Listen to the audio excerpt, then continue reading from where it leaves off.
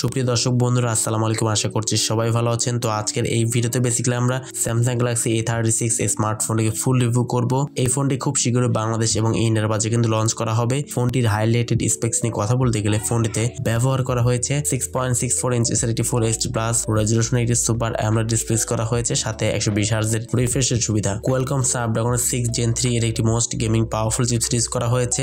Samsung কিন্তু বরাবরই Exynos chipset দিয়ে কিন্তু ফোন লঞ্চ করেছিল, বাট এবারে কিন্তু কোয়ালকম স্ন্যাপড্রাগন 6 Gen 3 এর একটি মোস্ট গেমিং পাওয়ারফুল চিপসেট কিন্তু ইউজ করেছে। ব্যাক সাইডে এবং ফ্রন্ট সাইডে উভয় সাইডে ক্যামেরা কিন্তু 4K তে ভিডিও রেকর্ডিং করতে পারবেন। আরো থাকছে উল্লেখযোগ্য ফিচার। তো স্যামসাং গ্যালাক্সি A36 স্মার্টফোনটি আপনার জন্য কেমন হবে, ফোনটি গেমিং পারফরমেন্স কেমন এবং ফোনটি বাংলাদেশ এবং ইন্ডিয়ার বাজারে কবে আসবে এবং কত প্রাইস সেগমেন্টে আসবে, সমস্ত কিছু এই ভিডিওতে বিস্তারিতভাবে আলোচনা করার চেষ্টা করব। অবশ্যই ভিডিওটি সম্পূর্ণ ওয়াচ করবেন। ভিডিও শুরু করার আগে আপনি যদি এখনো পর্যন্ত আমাদের পরিবারের সদস্য না হয়ে থাকেন তো সাবস্ক্রাইব করে পাশে বেল আইকনটি অল সেট করবেন পরবর্তী ভিডিওগুলোর আপডেট সবার আগে পাওয়ার জন্য। চলুন তাহলে শুরু করে দেই আমাদের আজকের ভিডিও। দর্শক বন্ধুরা, ফার্স্ট অফ অল স্মার্টফোনের ডিজাইন এবং বিল্ড কোয়ালিটি নিয়ে কথা বলতে গেলে ফোনটি ব্যাক সাইডে কিন্তু গ্লাস ব্যবহার করা হয়েছে এবং ফ্রন্টে কিন্তু Corning gorilla glass Victus plus এর প্রোটেকশনটা ইউজ করা হয়েছে। ফ্রেমে প্লাস্টিক থাকছে। স্মার্টফোনের ফ্রন্টে কিন্তু মিডল পাঁচল ক্যামেরা ইউজ করা হয়েছে এবং চিন এবং বেজেল এরিয়া মোটামুটি ন্যারো রাখা হয়েছে। ফোনটি IP67 dust and water resistance, তো সেক্ষেত্রে কিন্তু আপনারা 1 মিটার পর্যন্ত পানির নিচে 30 মিনিট পর্যন্ত কিন্তু ফোনটিকে ইউজ করতে পারবেন। ফোনটি ডিসপ্লে সেকশন ইউজ করা হয়েছে সুপার অ্যামোলেড ডিসপ্লে, যেটি 6.64 ইঞ্চের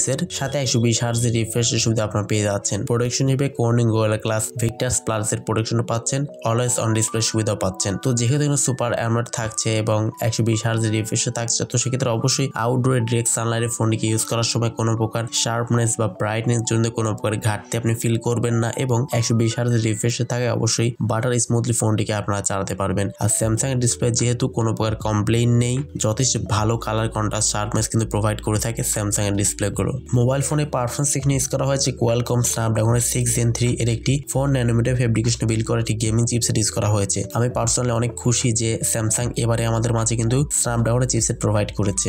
সফটওয়্যার আপডেট হিসেবে থাকছে অ্যান্ড্রয়েড 15 এর সুবিধা। কোয়ালকম স্ন্যাপড্রাগনের 6 Gen 3 এই চিপসেটটি কিন্তু আন্ডারটু স্কোর আমরা চেক করেছি, যেটা হচ্ছে সিঙ্গেল করে স্কোর করেছে 800 থেকে 1000 এবং মাল্টি করে স্কোর করেছে আনুমানিক 2500 থেকে 35 এর মধ্যে হতে পারে, যেটাকে আমরা মোটামুটি স্ন্যাপড্রাগনের 778G প্রসেসরের সাথে কিন্তু কম্পেয়ার করতে পারি। তো বুঝতেই পারছেন প্রসেসরটা কিন্তু যথেষ্ট পাওয়ারফুল দেওয়া হয়েছে এই স্মার্টফোনটিতে। তো যারা গেমিং এর জন্য স্মার্টফোন কিনতে চান তারা কিন্তু এই স্মার্টফোনটি দেখতে পারেন।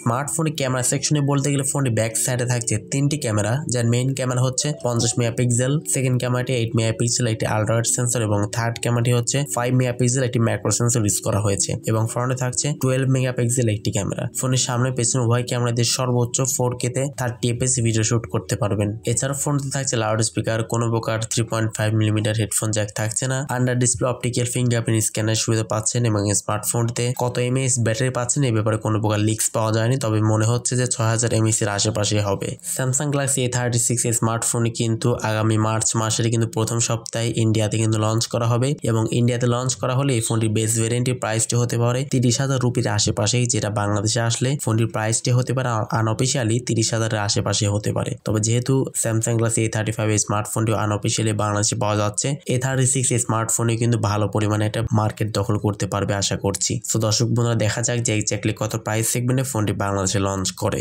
সো আজকের মতো এ পর্যন্তই। আল্লাহ হাফেজ, আসসালামু আলাইকুম ওয়া রাহমাতুল্লাহ।